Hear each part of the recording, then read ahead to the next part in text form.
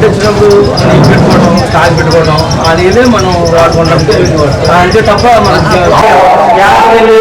Daily మేము రోజు 4 రోజుల మా సమాజానికి స్కూల్ వెళ్తామండి. ఎక్కువ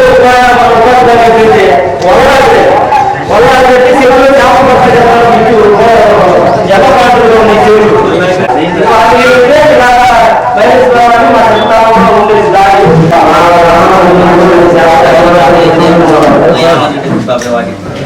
అందరండి పడు నువ్వు గ్రామ పెద్ద అంటావు టీ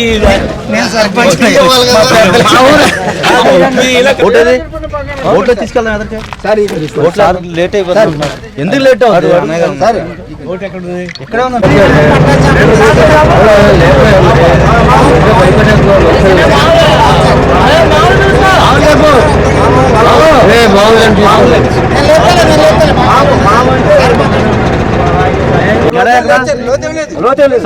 చూడండి 2 అడుగులండి.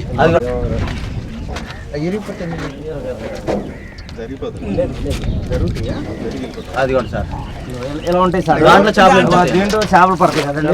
దాంట్లో ఇది కారుపండి, కారుపు అటు తెలిసేసుకుంటే ఈ పక్క ఎత్తుతాం. లాగే లాగే పై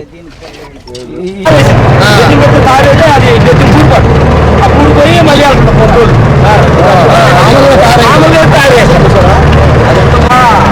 ఇక్కడ 2 అడుగులు పూడిక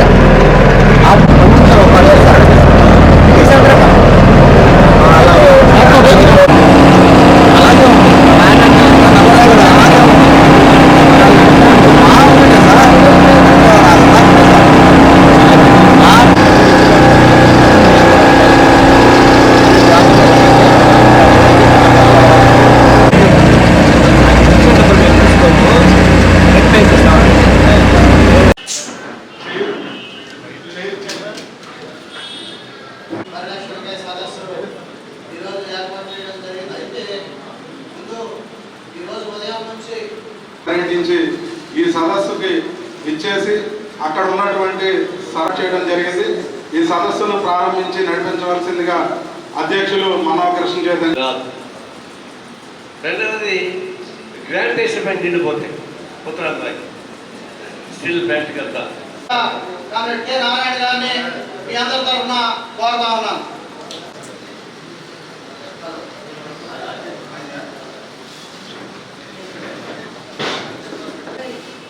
కొల్లేరు ఏరియా కార్యదర్శి జిల్లా సహాయ కార్యదర్శి సుబ్బు రామశంకర్ని వేదిక మీద రావాల్సిన కోరుతాను.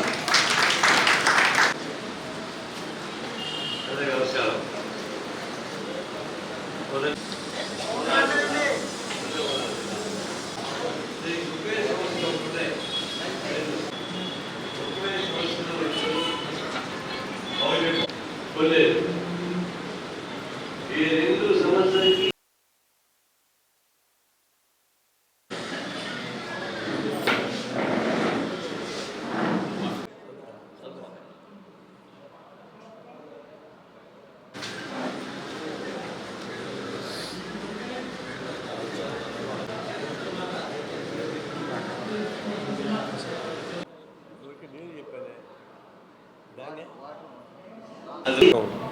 తీసుకోవచ్చు. అయితే ఇది కొల్లేరు కేవలం రాష్ట్ర ప్రభుత్వం కాకుండా కేంద్ర ప్రభుత్వ పరిధిలో ఉంది. ఆసియా దేశాల్లోనే ఈ కొల్లేరు సదస్సు అతి పెద్దది, ప్రాముఖ్యం కలిగింది. అదే సందర్భంలో ఇది అభయారణ్యం కూడా. అభయారణ్యంలో కేంద్ర ప్రభుత్వం కూడా దీనిలో ఇన్వాల్వ్మెంట్ ఉంటుంది. అందువల్ల కేంద్రం కూడా దీన్ని జోక్యం పుచ్చుకోవాలి, కొల్లేరు సమస్య పరిష్కారం చేయాలి, సుప్రీంకోర్టు ఇచ్చిన తీర్పుని అమలు చేయమని కోరుతా ఉన్నాం. దీంతోపాటు ఆక్రమణకు గురైన వాటిని తీసేయమని చెప్పని 2006లోనే సుప్రీంకోర్టు గ్రీన్ ట్రిబ్యునల్ తీర్పిచ్చింది. అది అమలు చేయకపోతే తాజాగా సుప్రీంకోర్టు కంటెంప్ట్ కోర్టు ఇచ్చింది స్టేట్ గవర్నమెంట్ పైన, ఎందుకు అమలు చేయలేదని చెప్పేసి. ఈ నేపథ్యం మేము కూడా పరిశీలనకు పోయాం. చూస్తే ఒకటి అర్థమైంది ఏంటంటే, మొన్న జరిగినటువంటి అతిపెద్ద ఎల్లవలు వర్షం బుడమేరు ప్రాజెక్టు విజయవాడను ముంచేసిందని చెప్పారు. దాన్ని పరిశీలిస్తే ఇప్పుడు అర్థమైంది.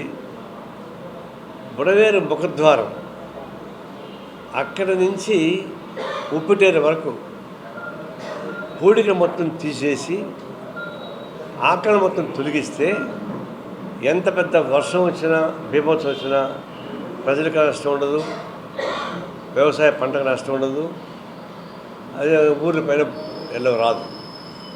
ఇప్పుడేమైంది, మేము ఆ ముఖద్వారం చూస్తుంటే ఆడ ఎంత వెడల్పు ఉందో ఎంత లోతు ఉందో చూసి చివరిదాకా దాన్ని మెయింటైన్ చేయాలి. ఒకటి పూడికి తీయాలి, మొత్తం పూడిపోయింది. అదేమంటారు, ఏమాకులు అవి గుర్రపు డెక్కలు మొత్తం మునిగి బాగా బలిసిపోయినాయి. మన హోమ్ మినిస్టర్ అది అమిత్ షా బలిసాయి గుర్రపు డెక్కలు మొత్తం నీళ్ళతో అడ్డం పడుతూ ఉన్నాయి. అవి తీసేయాలా, అది రాష్ట్ర ప్రభుత్వం చేయాలా. కొన్ని చోట్ల గ్రామాలకు రోడ్లు వేయాలా, రోడ్లు లేకపోవడం వల్ల చాలా ఇబ్బంది పడుతున్నారు. అది central government forest land, central government permission ఇవ్వాలా. పర్మిషన్ ఇవ్వడానికి కేంద్ర ప్రభుత్వం రాష్ట్ర ప్రభుత్వం కలిసి మాట్లాడుకోవాలా. అందులో కేంద్రం రాష్ట్రం కలిసి కూడా డబుల్ ఇంజినే కదా, మరి డబుల్ ఇంజిన్ గవర్నమెంట్కి అమలు సహకారం ఉండదా? ఎందుకు పరిష్కారం చేయరు, ఎందుకు రోడ్లు లేరు? దీనికి అందరికీ మెయిన్ అక్కడ ఎవరు ఉన్నారు, ఆయన పేరేంటి, మాజీ మంత్రి ఎమ్మెల్యే కామినేని శ్రీనివాస్. కామినేని శ్రీనివాస్ చూడడానికి మెత్తగా తమలపాకలా ఉంటాడు, కానీ ఆయన చుట్టూ ఫిష్ మాఫియా తిరుగుతూ ఉంది. ఇప్పుడు ఆయన ఈ నియోజకవర్గం నేను పోయించింది, మరి రోడ్డు వేయడానికి సాధ్యం కాలేదు. ఆడవాళ్ళు మగవాళ్ళు తిరగాలన్నా, గర్భిణీ స్త్రీలు ఆ రోడ్లో ప్రయాణం చేస్తే 7 నెలలుగా ప్రసవించేస్తారు అక్కడే, హాస్పిటల్కి పోనక్కడ, అంత ఘోరంగా ఉన్నాయి. అదే ఫారెస్ట్ ల్యాండ్ అంటారు. మరి ఫారెస్ట్ ల్యాండ్ పర్మిషన్ తీసుకోవాలి కదా. గ్రామ ప్రజానీకానికి నష్టం వస్తుంది. వాళ్ళు చేపలు పట్టుకొని తీసుకెళ్ళి అమ్ముకోవాలంటే రోడ్లు లేవు, వాళ్ళకి వీలు కాదు. దీనిపైన కేంద్ర ప్రభుత్వం కూడా జోక్యం చేసుకోవాలని నేను కోరుతున్నాను. రెండవది, ఇప్పుడు caste census common civil code మీద ఆధారపడతా ఉంది. కామన్ సివిల్ కోడ్ అంటే అర్థం మతాన్ని రెచ్చగొట్టడం ద్వారా ఈ భారతదేశం ఉన్న అంత ఐక్యతను లౌకిక ధ్వంసం చేయడమే, ఇంకొక మార్గం లేదు. కులగణన అనేది అవసరం. ఈ భారతదేశంలో ఏ కులాలు ఎంతమంది ఉన్నారో తెలుసుకుంటే దాన్ని బట్టి రేపు రాబోయే రిజర్వేషన్స్ వదులుకొని అనేక సౌకర్యాలు అవకాశం ఉంటుంది. అది ఎందుకు బీజేపీ వ్యతిరేకిస్తూ ఉంది అంటే, కులగణన జరిగితే ఈ భారతదేశంలో కానీ రాష్ట్రాల్లో కానీ కొత్తాధిపత్యం వహించేటువంటి రాజకీయ శక్తులు మొత్తం భద్రైపోతారు. అది భద్రైతే బీజేపీ నష్టం వస్తుంది. ఎందుకంటే అక్కడే కదా, అంత బీజేపీలో ఉండరు, కొత్తాధిపతులు అంతా అక్కడే ఉన్నారు, రాష్ట్రాల్లో కొంతమంది ఉన్నారు. అందువల్ల ఈ గుత్తాధిపత్య రాజకీయ వ్యవస్థ ధ్వంసంతో భయపడిపోయి ఆ కులగణన వద్దని చెప్పేసి బీజేపీ చెప్తా ఉంటే దానికి ఒత్తాసు పలుకుతారు మన రాష్ట్రంలో. దీన్ని మేము తీవ్రంగా ఖండిస్తున్నాం. ఇప్పుడు దేశాన్ని మత విచ్ఛిన్నకరణ చేస్తానని చెప్పేసి మోడీ చెప్తున్నాడు. అది చేసేది ఆయనే కదా. ఈ భారతదేశంలో మత వ్యవస్థని రెచ్చగొట్టి తద్వారా ఓటు సంపాదించాలని ప్రయత్నిస్తున్నారు. రేపు జమిలీ ఎన్నికలు పెట్టడానికి ప్రయత్నిస్తున్నారు. జమిలీ ఎన్నికంటే ఒకే ఓటు, ఒకే ఎన్నికలు, ఒకే నాయకుడు, ఒకే నాయకుడు మోడీ అని ఆయన ఉద్దేశం. జమిలీ ఎన్నికంటే అర్థం అది, ఏక ఎన్నికలు, ఏక ఓటు, ఏక నాయకుడు, పరోక్షంగా మోడీ. దీనికి జనం సిద్ధంగా లేరు. ఫెడరల్ వ్యవస్థ ఇది. ఫెడరల్ వ్యవస్థను ధ్వంసం చేసే పద్ధతుల్లో రాజ్యాంగ స్ఫూర్తి బద్దలు కొట్టే పద్ధతిలో వస్తూ ఉన్నారు. అది సాధ్యం కాదు. ఇప్పుడు ఒకేసారి జరగాలంటే వివిధ రాష్ట్రాలు ఉన్నాయి, వివిధ రాష్ట్ర ఎన్నికలు వివిధ జరిగాయి. దేన్ని రద్దు చేస్తారు? ఇది చట్ట సాధ్యం అవుతుంది.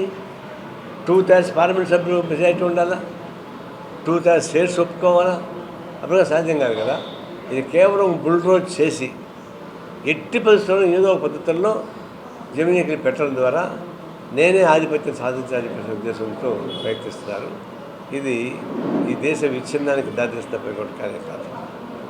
అసలు ఈ దేశంలో ఉన్నటువంటి ఆర్థిక సంపద ఏమైందని మనం చూస్తున్నాం. ఒకవైపు కార్పొరేట్ కంపెనీలు పెరుగుతూ ఉన్నాయి, ఇంకోవైపు భారతదేశ ప్రజానీకం జీవన వ్యవస్థ పడిపోతూ ఉంది. పన్నుల భారం జిఎస్టీ పేరుతోటి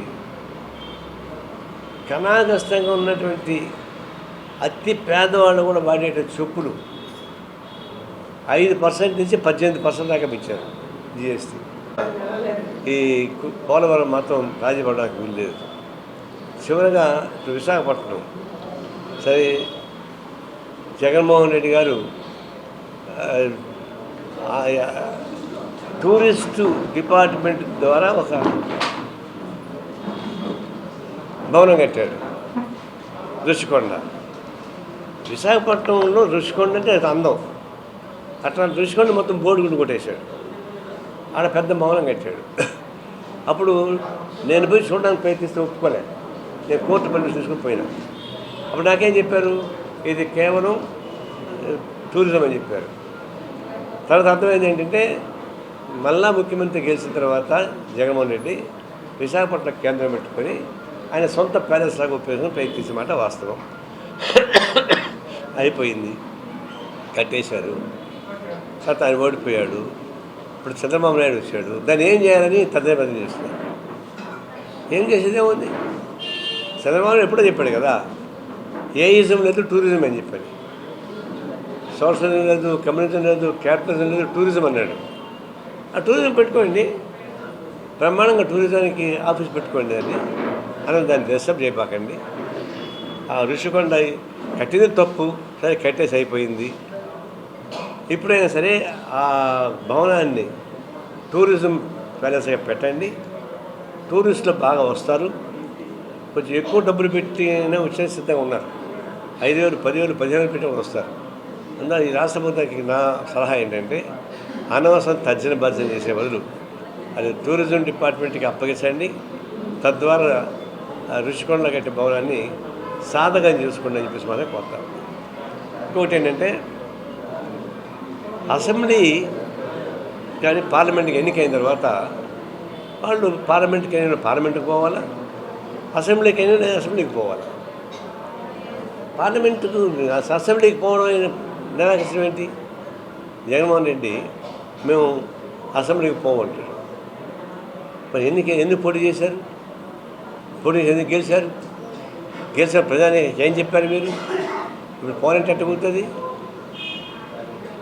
అంటే బొట్టు కట్టిన తర్వాత శోభనం భయపడుతున్నారు. బొట్టు ఎందుకు కడతావు? ఎందుకు పెళ్లి చేసుకుంటావు? వాళ్ళంతా కాపలు చేయడానికి కదా. మరి ఎందుకు వెనక్కిపోతున్నావు? బొట్టు కట్టిన వాడు పెళ్ళంతో కాపలానికి భయపడిన పద్ధతుల్లోనే అసెంబ్లీకి ఎన్నికైన తర్వాత అసెంబ్లీకి పోకుండా పోవడం కూడా అంతే పెరుగుతుంది. అంటే ఇంకోటి చెప్పచ్చు, అంతకుముందర చంద్రబాబు నాయుడు చేయలేదని. చంద్రబాబు చేసిన తప్పే, ఆ తప్పు నువ్వు చేస్తావా? ఎవరన్నా మంచి పని చేస్తే దాన్ని ఫాలోగా, చెడు పని చేస్తే ఫాలో కావాల్సిన పని లేదు. అంతకుముందర జగన్మోహన్ రెడ్డి బైకాట్ చేశాడు, చంద్రబాబు నాయుడు బైకాట్ చేశాడు. ఇప్పుడు చంద్రబాబు నాయుడు బైకాట్ చేసి ఈయన బైకాట్ చేస్తున్నాడు. ఇంకా అర్థం ఏముంది? ఎన్నికలకి దేనికోసం డబ్బులు ఖర్చు పెట్టి ఎన్నికలు పెడుతున్నారు.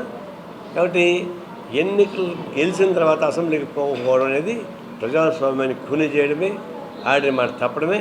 అడుగు రిజైన్ చేసేయండి.